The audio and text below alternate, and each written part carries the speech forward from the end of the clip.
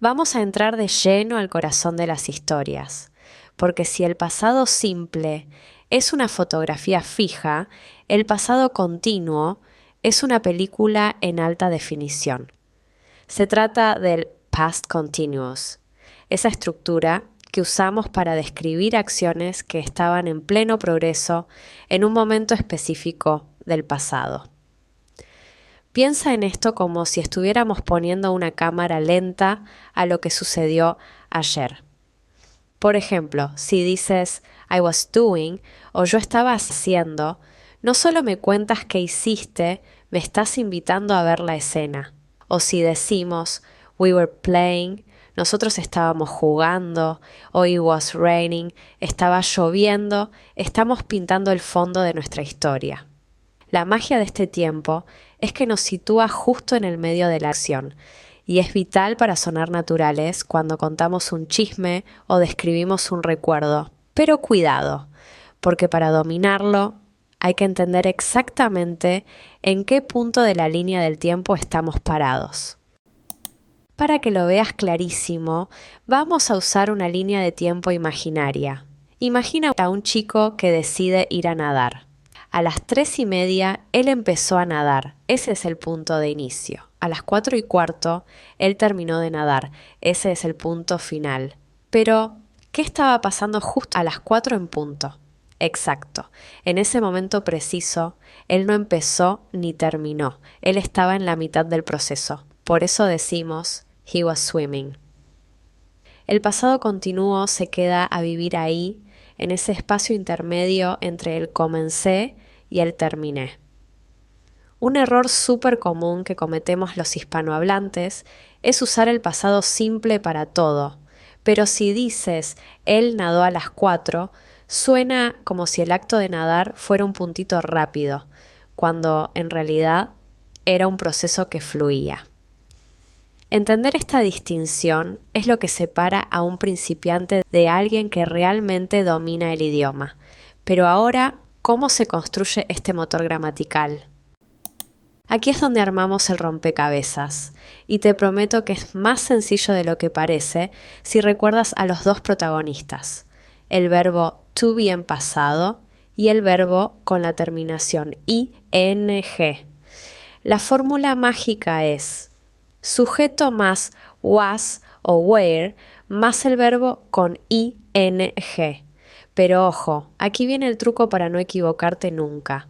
El was es para los solitarios. I, he, she y it. Por ejemplo, I was working, yo estaba trabajando.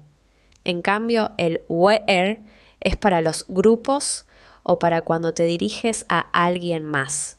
We, you y they. Por ejemplo, they were working, ellos estaban trabajando.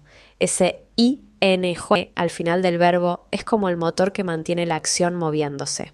Si se te olvida poner el was o el were, tu frase se cae a pedazos y sonarías como yo trabajando, lo cual no tiene sentido. Lo fascinante es ver cómo esto cambia totalmente el significado si lo comparamos con el presente.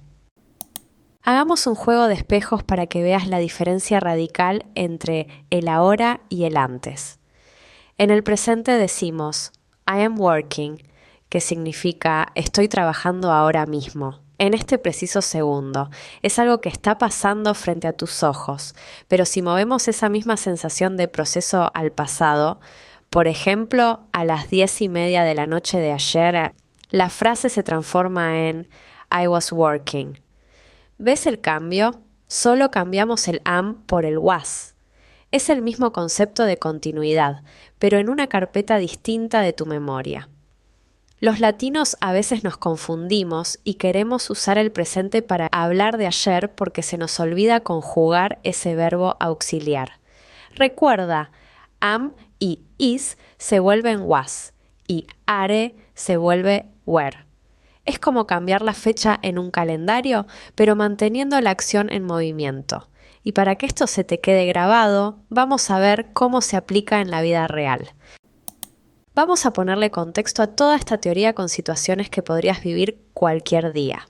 Imagina que ayer querías salir a correr, pero viste por la ventana y dijiste, "It was raining, so we didn't go out".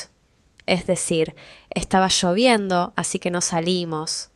Aquí el pasado continuo nos da la excusa o el escenario de por qué no hicimos algo. O piensa en un recuerdo más lejano, como un viaje largo.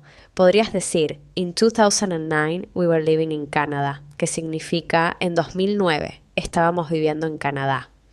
No es que te mudaste y ya, sino que durante ese año ese era tu estado constante, tu proceso.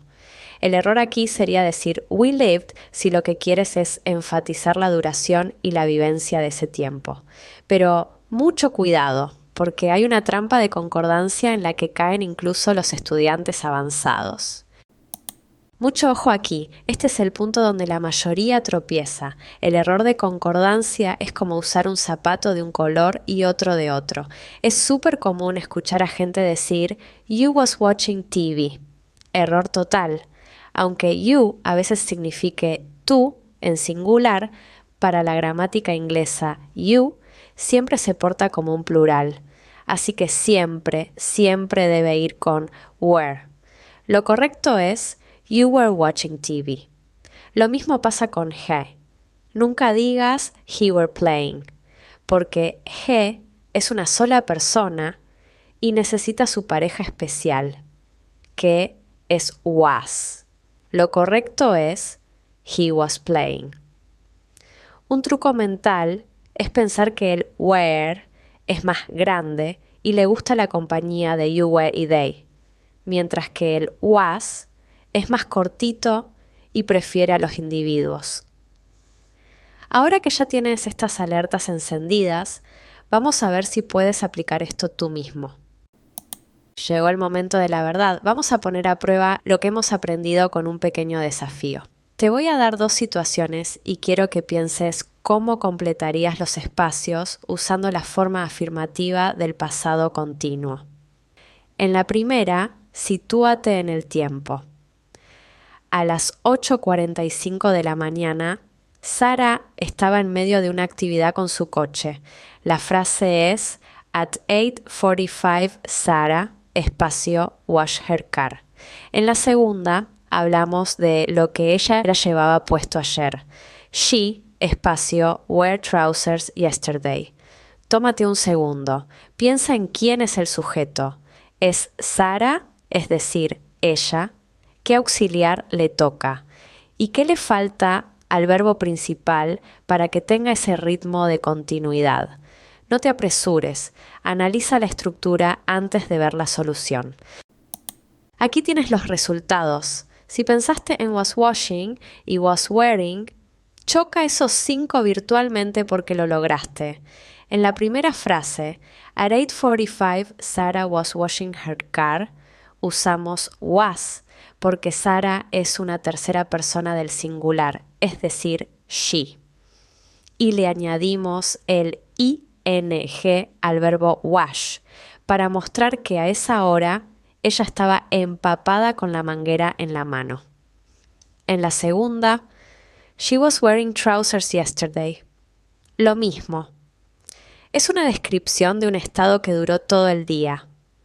Muchos estudiantes olvidan el was y dicen Sarah washing, y eso suena como si nos faltara un pedazo de la frase. Pero, ¿qué pasa cuando queremos decir que algo no estaba sucediendo? Ahí la cosa se pone interesante. Para negar en pasado continuo, solo tenemos que invitar a nuestra amiga la palabra not a la fiesta. Se coloca justo después del was o del were. Vamos a practicarlo. Imagina que sales a la calle y para tu suerte el clima está seco. ¿Cómo dirías no estaba lloviendo cuando salimos? El verbo es rain. Y ahora piensa en un chico que está caminando por la calle pero no tiene un helado en la mano. ¿Cómo dirías? Él no estaba comiendo un helado. El verbo es eat. Un consejo de pro. En la vida real casi nadie dice was not o were not por separado, a menos que quieran ser muy enfáticos. Lo más común es usar las contracciones, esas versiones cortitas que fluyen más rápido al hablar. ¿Sabes cuáles son? Piénsalas bien antes de que te las muestre. Exacto, las formas más naturales son wasn't y weren't, así que nuestras frases quedarían así. It wasn't raining when we went out. Fíjate qué bien suena esa contracción, hace que la frase tenga un ritmo mucho más nativo. Y la segunda sería He wasn't eating an ice cream. El error típico aquí es tratar de usar el auxiliar didn't porque estamos hablando del pasado. Pero recuerda, si hay un ing presente, el auxiliar tiene que ser to be. Didn't y wasn't son como el agua y el aceite, nunca los mezcles en la misma acción. Si ya dominamos la afirmación y la negación, solo nos falta una pieza para completar el mapa, las preguntas. Hacer preguntas es como hacer un truco de magia donde el auxiliar salta al principio de la frase. El orden cambia por completo, ya no empezamos con la persona, sino con el was o el were. Vamos a intentar estas dos. Primero, una pregunta para pedir información. ¿Qué estabas haciendo tú a las 3 en punto? La estructura pide palabra de pregunta más auxiliar, más sujeto, más verbo con ing. Y la segunda es una pregunta de sí o no. ¿Estaba lloviendo cuando te levantaste? Aquí solo necesitas el auxiliar al principio. Este cambio de orden es lo que más les cuesta a los latinos, porque en español solemos hacer las preguntas simplemente cambiando la entonación.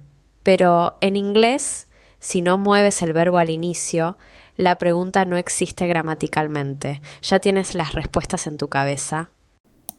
Aquí están las soluciones para cerrar con broche de oro.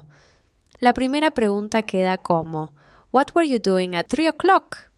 Nota cómo el were saltó antes del you.